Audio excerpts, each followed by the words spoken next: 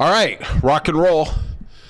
Welcome to the Scorched Earth podcast for January 31st, 2025. And it is Friday. Thank goodness it is Friday. We're almost 2 weeks into the Trump administration. And yeah, everything is what it is. Please, if you can, if I haven't alienated you or angered you beyond belief, please hit the subscribe button, hit the like button. I told you, we're still early in this relationship. Just like me. Don't fall in love with me. And leave some comments. You know, I always appreciate constructive comments. I want to know what you have to think. I just made a previous video on the tragic American Airlines flight. I saw a picture today of the 14 ice skaters who were on that plane. Just beautiful young ladies, and their life. It's I just want to cry. That's really what I want to do. And that's not something a guy's supposed to do, but my heart goes out to their families and their loved ones. It's I think as a nation, no matter what political party, we grieve for them and the futures that they have lost, and how we will be less as a country because of them not being here. So I'm not gonna really get into the American Airlines thing. That's all I really want to say about it in this portion of the Scorched Earth podcast. I'm your host, John. But I want to go over some other things kind of quickly in the news. And in the previous podcast, I talked about holding people accountable for lies that they tell, for mistruths.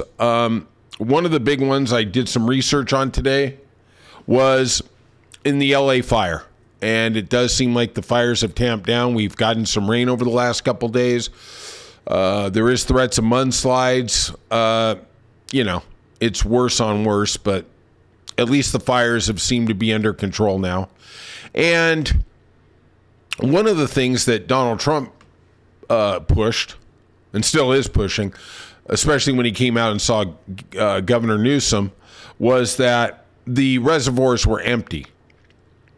And I saw a press release this morning from the DWP of Los Angeles, and they are fighting back on the January 8th Facebook post that Trump has alluded to multiple times, that the reservoirs are that we refuse to fill the reservoirs, the city of Los Angeles. And the DWP came out and said they were all filled, except for one reservoir, the Santa Ynez, and that was because the LA DWP was empty because they were undergoing repairs. And one of the things that happens in reservoirs out here, because the water quality standard is a little higher than in some other states, we typically put covers over it so that animal and bird defecation doesn't get into the water, so it can have a higher purity standard. Maybe the people in Flint, Michigan a couple years ago should have been taking a couple of the little notes down from what California's doing, and maybe why we're not poisoning our people like they did. Hey, got to save a gallon. You got to save a penny a gallon. Yeah. That's why we're going from the lake to the river. Yeah.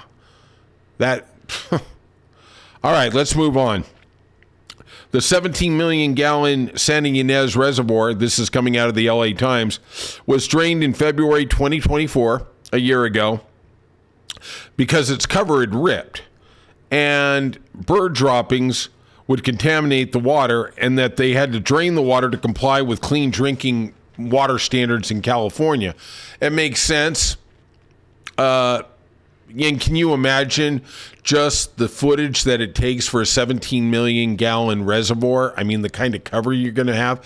From what I saw, and I'm not going to say this is an absolute fact, it was 5 acres of just covering that and to try and get that done. And how long does it take to refill it? I mean, it's unfortunate it was empty and that they weren't able to use the water. And obviously it doesn't matter if it's contaminated or not, but that water is used for the drinking supply first and foremost. And then it is a backup in case they are needed for fires or other natural disasters. ProPublica had an article today, and they were talking about how the House GOP wants to renew the tax cuts for the richest Americans. And where are they going to get the money? This is going to come as a real shocker to all my listeners. The Toasties, as I like to call them, or they have been referred to, is they're going to drastically cut benefits for the poor and the working class. And I'm wondering, maybe the next GOP legislation will be we can relocate the poor over to Gaza because, hey, they like to hang out in the rubble. And, if you're going to be poor over there, you might actually be rich. It's just different socioeconomic areas in the world. And they want to get these tax cuts through the rich. And the only reason they're doing it is because the rich are political donors, right? Both members, Democrat and Republican, I'm looking at you, Nancy Pelosi, they live off political donations, right? Insider trading, political donations, whatever you want to call it, they do it.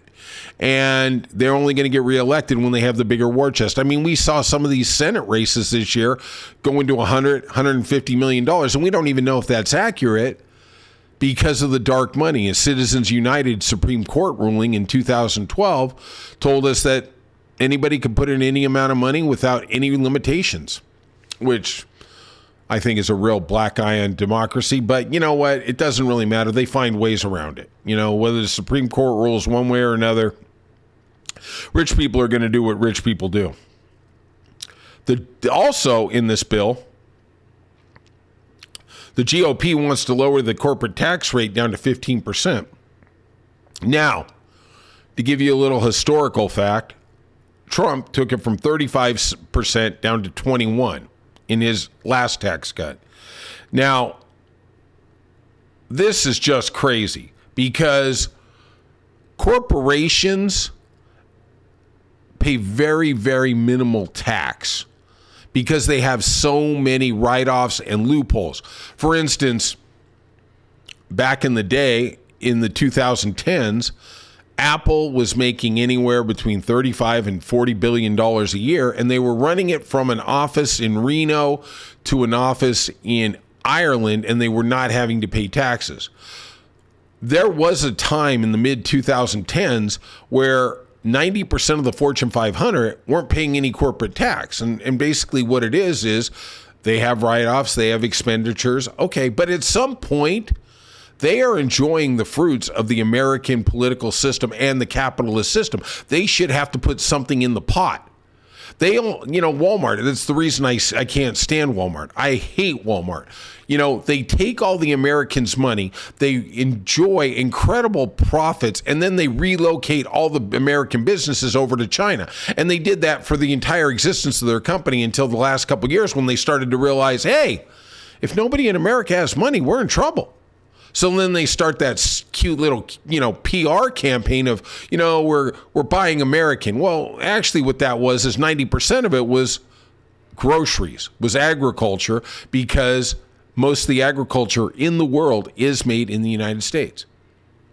We have farm subsidies. When they talk about steel subsidies for other countries, we have farm subsidies. The FDA is just incredibly powerful. Chuck Grassley, I'm looking at you. So Biden, in the Build Back Better America, made in one of the stipulations that corporations have to pay a minimum of 15% tax. Now, here is where the rub comes, because that corporations, after COVID, they were making profits that were just obscene. Target was making $10-12 billion a year. Billion with a B.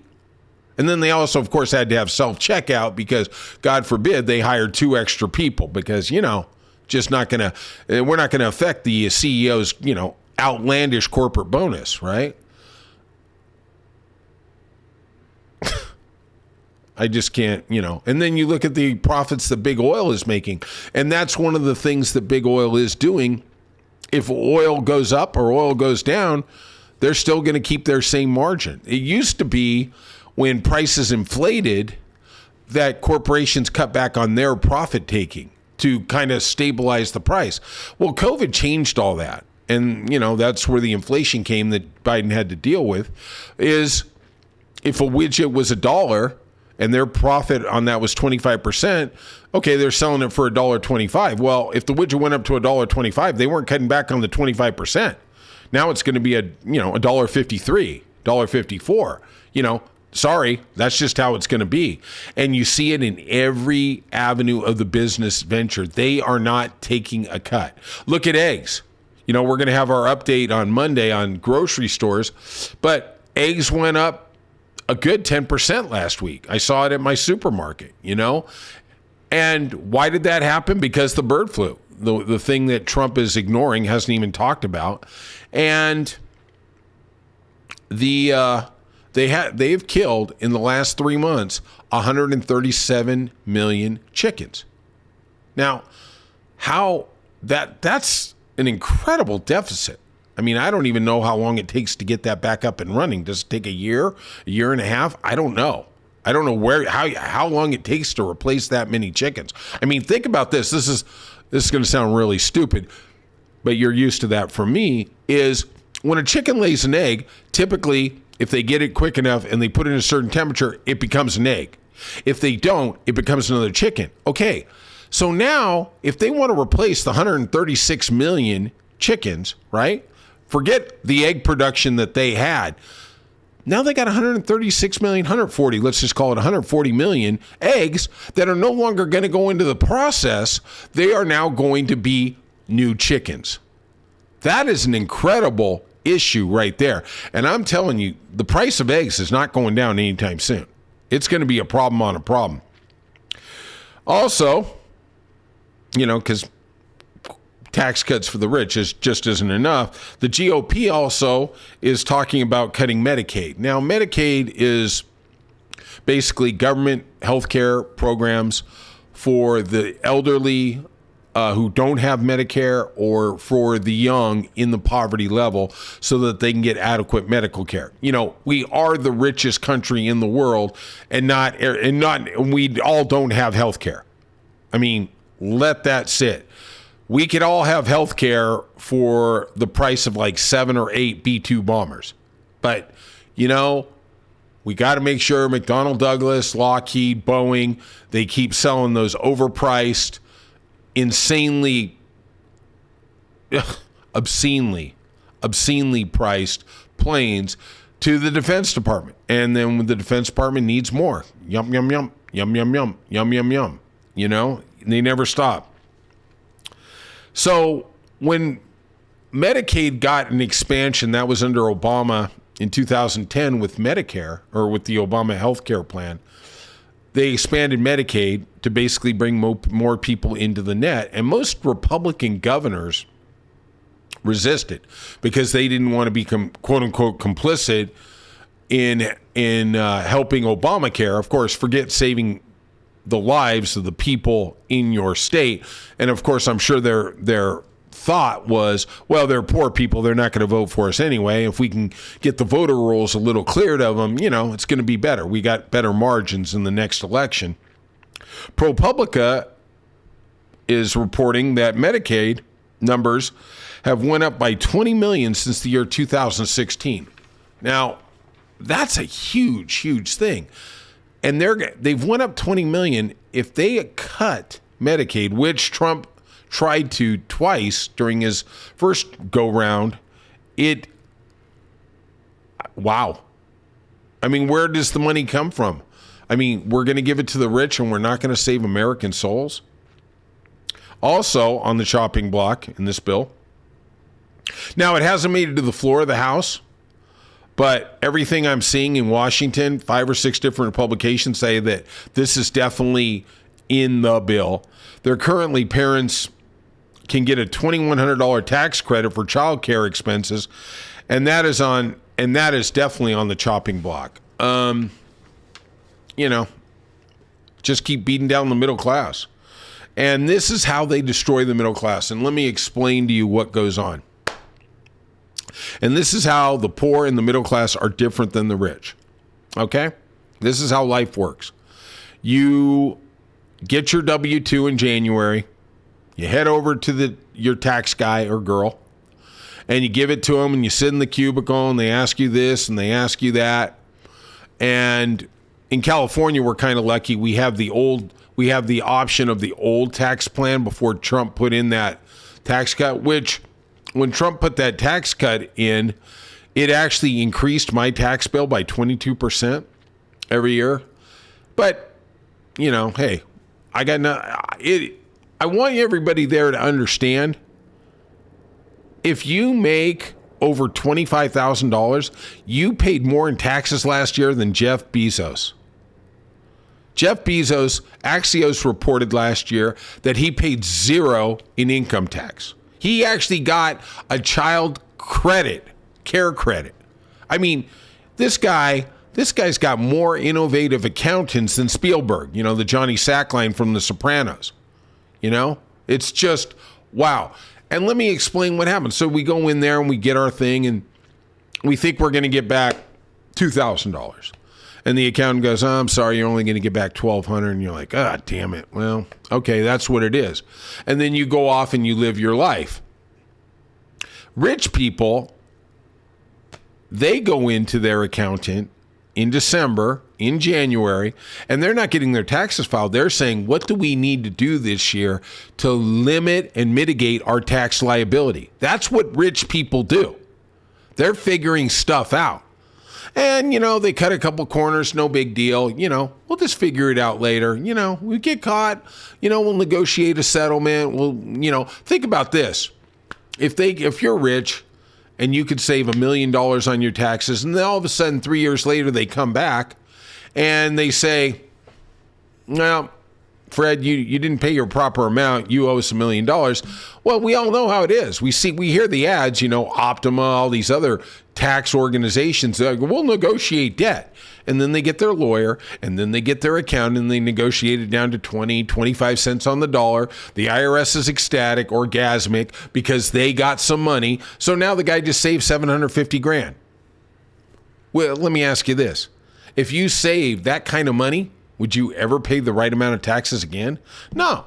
That's the sucker's game that me and you do. We pay it. We're scared.